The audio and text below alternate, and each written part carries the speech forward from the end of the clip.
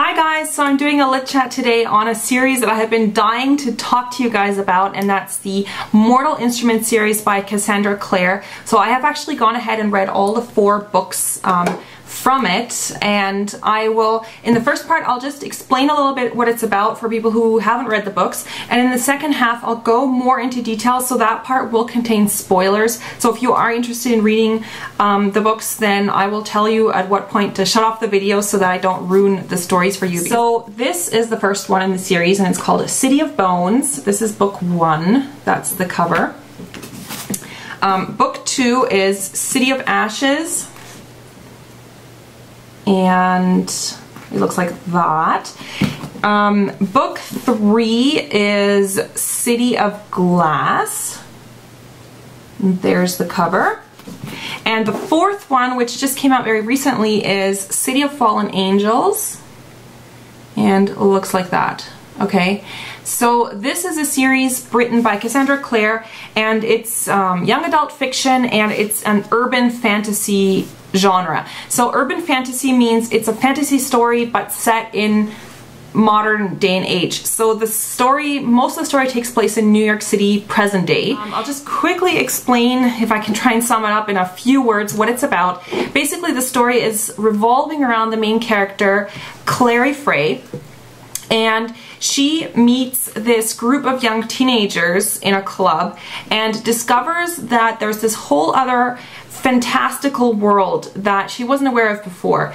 And these group of teenagers that she meets are called shadow hunters, and the shadow hunters are basically a group of people that are aware of this paranormal world, and they protect humans from demons, from warlocks, from vampires and stuff. So they're kind of like the police force of this whole underworld. She, you know, gets to know these teenagers a bit more closely because it turns out that she's actually part shadow hunter as well.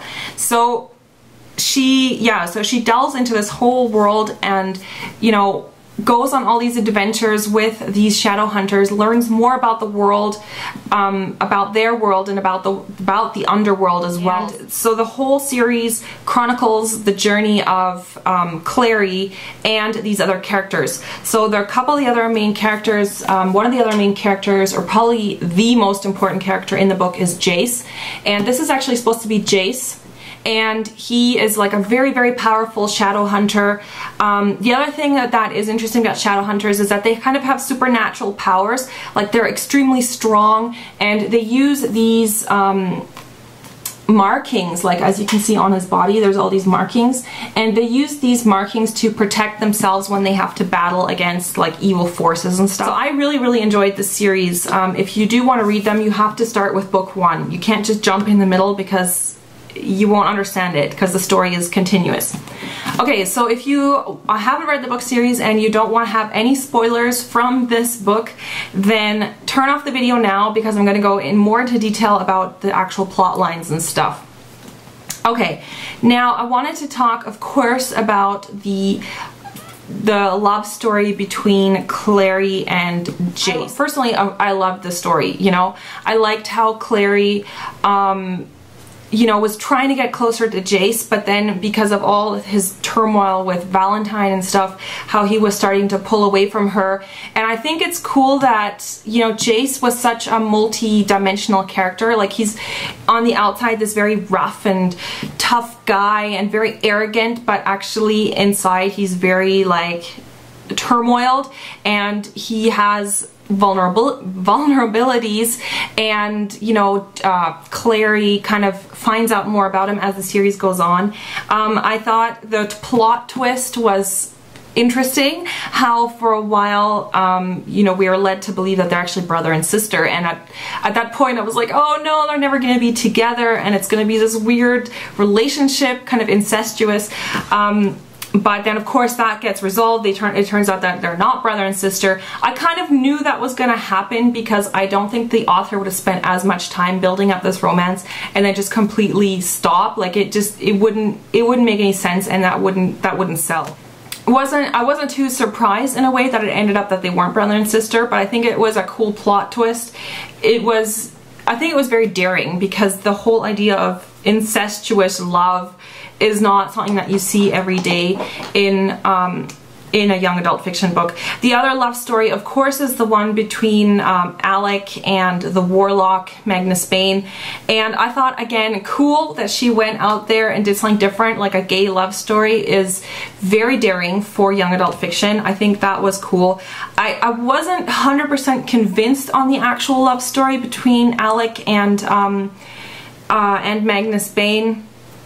It just didn't really seem as believable to me.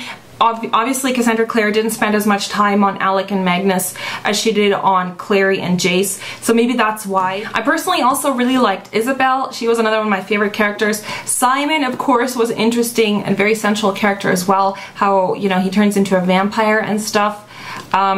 He probably wasn't my favorite character though. I think Isabel was a lot cooler. The fourth book, which came out recently, so The City of Fallen Angels, this was kind of a letdown to me because I felt like after the third book, City of Glass, I felt that Cassandra Clare had really tied up all the loose ends. Well, most of the loose ends were tied up, and it was just a good finish to the first trilogy. And I think she could have ended the story here, to be honest, because everything gets resolved and you know that Jace and Clary can be together again.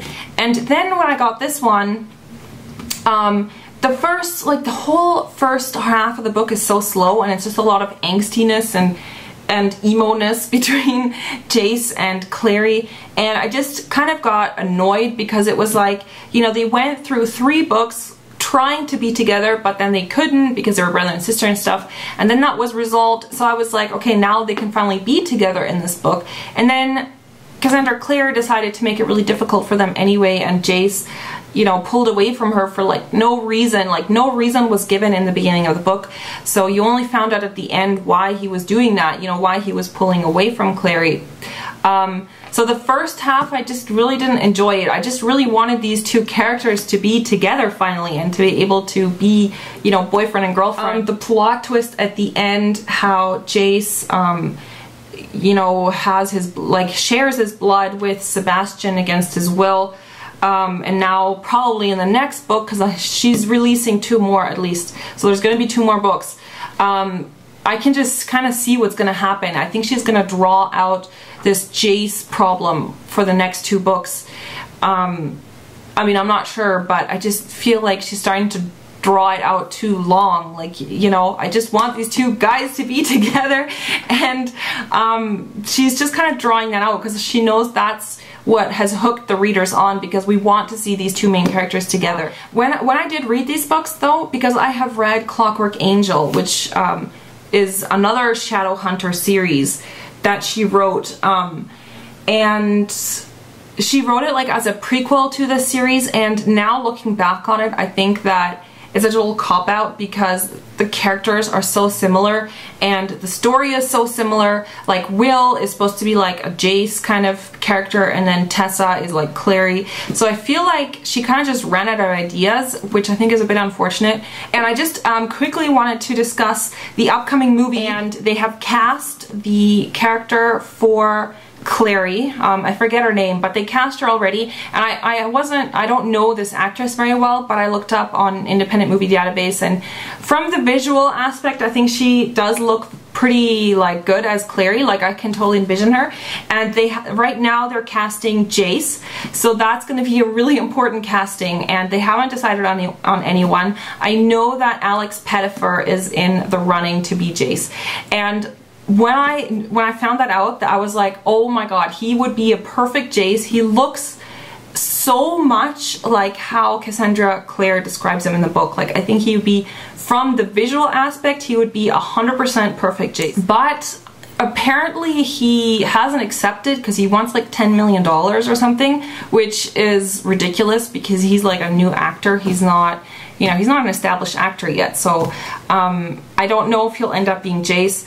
And the other thing I'm not convinced about is his actual acting skills, because Jace is a very multi-dimensional character. He has to be very arrogant and good-looking and very very forward, but on the other side he has to have a very deep emotional side, and he has to, you know, be very yeah, just multi-dimensional, and I just don't know what actor would be best suited. It has to be actually a good actor, and I don't know if Alex Pettyfer could do that. I mean, I don't know. I've seen one of his films with I Am Number 4.